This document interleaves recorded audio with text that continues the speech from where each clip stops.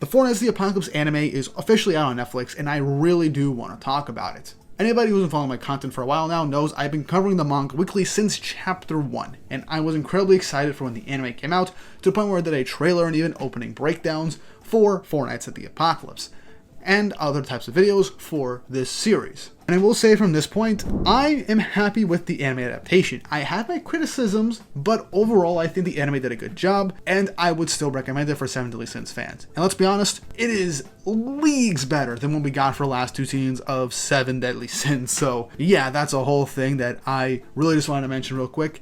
It is much better animated, the art style is a lot more consistent and well done. You will enjoy yourself all the way through. You won't be distracted by bad art or animation, so you'll have a good time with it. But that's my baseline things out of the way. I'm probably going to dive into spoilers as I go into my review of the season, so jump off now or stay if you don't care about spoilers, but that's your warning. And before we jump into this review, don't forget to like and subscribe and hit the notification bell for updates on future videos. Really helps, and it shows you guys enjoy the content I make here on the channel and shows you want to see more. I love Four Knights of the Apocalypse, and I cannot wait for the anime season 2, which has already been confirmed to come out in Japan in October of 2024. So Netflix probably won't be getting it until sometime in 2025, maybe around the same amount of time we've got it in Core 1 and Core 2 in 2025, what we had now in 2024. At least that's my guesstimate. But with that out of the way, let's jump right into the video. So the Four Knights of the Apocalypse anime was honestly a really good surprise for me. Everybody had their eyes on it as the potential return of Seven Deadly Frames, or just wanting to shit on it because it's Seven Deadly Sins sequel. But giving it an actual shot, you will go on to see that it's actually really well done. It's a nice adventure story leading up to a prophecy for the Four Knights of the Apocalypse meant to take down King Arthur of Camelot, from basically taking over and destroying Britannia and bringing chaos to the world. Throughout the series, we meet Percival, his gang of friends, An, Donnie, and Naziens, as well as the Fox Sin, as they journey to Leonis to meet the rest of the Four Knights of the Apocalypse and the King of Leonis, who is Meliodas.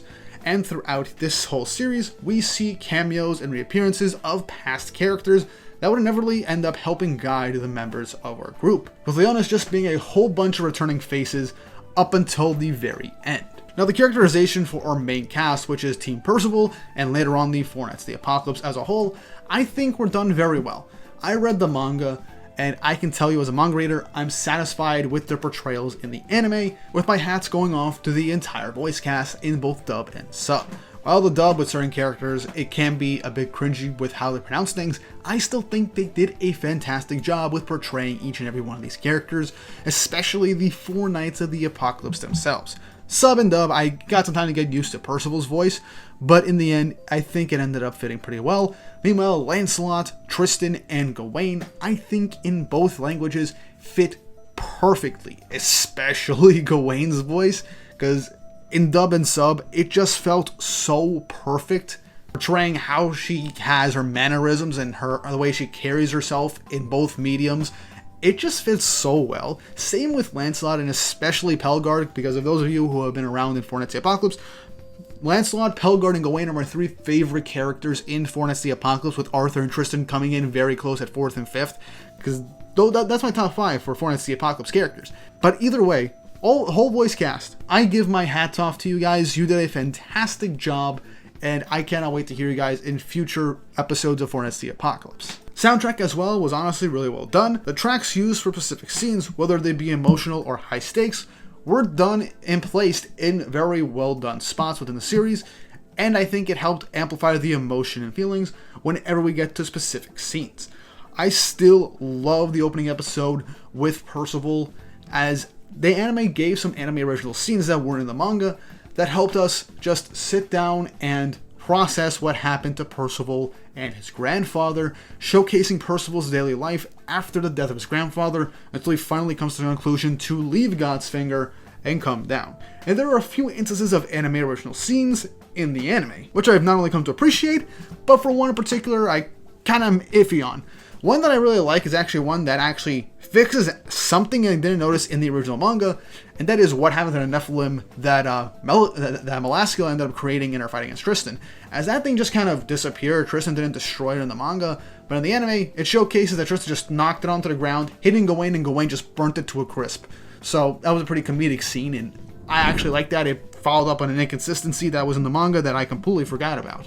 Scenes that were also added, I was not the biggest fan of the Lancelot extra scenes. Certain scenes I didn't mind, but with how it kept being presented, primarily at the end of the first court with episode 11 at the end of Can't, I think it kind of ruins the initial reveal of Lancelot that literally happens 6 episodes later in the anime, because they basically showcase almost his entire design and not showing his face is the only thing that happens. And if you saw the Grudge of Edinburgh movies that came out before the season on Netflix, you would know Lancelot's full outfit and design, and so you would piece it together that Sin is Lancelot. Now, it doesn't distinguish or make anything worse in Lancelot's fully revealed scene for me, but I just think that additional scene kind of takes away from the overarching mystery of Sin and who he is. Even though it is relatively obvious, having that layer of ambiguity makes the fun a lot more tangible for the audience to sink their teeth into and theorize. But overall, I don't think many people really cared about the additional scenes, and they don't think it actually ruined it. It was just for me personally. But the scene with Lancelot showing up, still really well done, and I enjoyed it. When it came to iconic moments, the anime did a really good job with it, whether it being certain action sequences or just moments from the manga that hit on an emotional or a hype level, and the anime portrays it very well. Obviously, I mentioned Lancelot's reveal. The first episode was honestly amazing, one of the best first episodes of a shonen anime ever, due to everything that it tackles. The fight with the 4 knights and the revived commandments was done very well. I will sing my praises to the death that the final sequence with Arthur showing up in Leonis is incredibly well directed. The music fits the scene, voice acting was perfect, and the pacing for that was well done. It is definitely a big highlight of the season for me, as I think it was the perfect place to end season 1 off of. Now, me personally, I would have ended season 1 on chapter 81. I'm not going to spoil it for anime onlys, but that was a really good stopping point for where this arc would end up ending. But the anime surprised me with ending things off in the middle of chapter 76, which is right before a major fight, as we saw at the end of the anime. Meliodas was making his way to the battlefield, so that was something that we're going to come to expect at the start of season 2. But ending things off with Arthur showing up and taking out half of the main cast and making it so the entire side cast wasn't able to do anything really showcases the threat he presents, while also giving us a tantalizing cliffhanger for season 2, making us more anticipating the second season. So I think that was a brilliant decision at the end of the day, because sometimes anything's off on a very hype or even despair-inducing cliffhanger can really sell the anticipation for a new season, and I think they did that very well. Now let's talk about the animation as a whole for a second there. While I will say leagues better than the last few seasons of 7 Deadly Sins due to the fact that they actually had time to animate this stuff and there were people working on it that were passionate about the sequence, there were so many moments in the anime that were well animated and well directed. I've mentioned a few, I want to add in one more, which is the entire episode with Gawain against Pelgard. That was beautifully done, and Meligaland and Galen and Alaska facing off against the 4 Knights was done very well, especially Galen's charge at the 4 Knights. That was one really quick sequence of events that I think was animated perfectly. But there are moments in the anime where it's either just one image being brought across the screen, like Tristan versus Percival, was just Tristan did a move and he was just dragged across the screen in a still frame. There were some still frames in the anime that I wasn't too keen on. The CG dragon in the Can't arc, in its first introduction, I think CG was done relatively well, but at the end of that arc, the CG just did not look good whatsoever. It was distracting at the end of the day. The animation for the 3D models of the Chaos Knights, I actually think were done very well. A very good blend of 2D and 3D, and it was very good in terms of motion and interacting with the 2D characters. There were some instances, mainly with Ironside, where it didn't seem right, but those were very few and far between, and I think the animation staff did a good job with implementing that, and I think now they know what they're doing, they'll implement it better with future seasons. But the main thing I really want to complain about is the ghosting and dimming in 4 Knights of the Apocalypse. As we all know, anime is plagued with ghosting and dimming for actual cable broadcasts in Japan due to the Porygon episode of Pokemon giving people seizures. Now, right now, you would assume that streaming services, especially Netflix, who waited months after the initial season would come out, or the initial core would come out, would probably get the unaltered broadcast version that comes out on Amazon Japan that has no ghosting and no dimming, right? wrong. They get the broadcast version that has the ghosting and the dimming, which greatly makes a lot of really well animated scenes not look as good because of all the ghosting. So many great scenes of fluid animation, some scenes of great lighting, it just gets ruined by it. Now, I can still appreciate those scenes because I know what it's trying to convey, and I can tell that there seems to be a lot of love being put into animating all and directing all those scenes. But the ghosting and dimming is a real shame, and I really wish that they just got rid of it. For all we know, when the Blu-ray comes out in Japan, Netflix might update it on Netflix at some point by the time they get season 2 and we get the unaltered version, but it was a real damper on things. But overall, the animation for it, I actually think it was pretty good. A lot of scenes were really well done. Characters moved in a manner that I suspected them to. 3D usage for the most part, mainly with the Chaos Knights, was done very well. And certain fight scenes, especially towards the Leonis arc, were done justice. Now, for the last part of this review, I'm going to make this section a big video at one point, but let me just say this. I have to commend the anime staff for how they presented probably one of the most controversial scenes in Four Knights the Apocalypse, if not Seven Deadly Sins as a whole. The Jericho and Lancelot scene. Now, if you know me, you've probably seen my Jericho What the Hell video. The video about how we need to talk about Jericho and what happened in the manga that happened 2 years ago.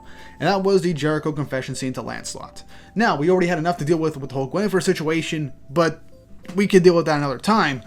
The Jericho one was what a lot of people were up in arms about, to the point where people wanted to drop the series or they're cursing out the author, all that shit. How the anime presented it was how a lot of us readers ended up coming to understand what the scene meant, and that is disturbing, creepy, unsettling, and just gross and wrong. And how the anime presents it with the voice acting, the music, the directing, and the lighting presents it in that light.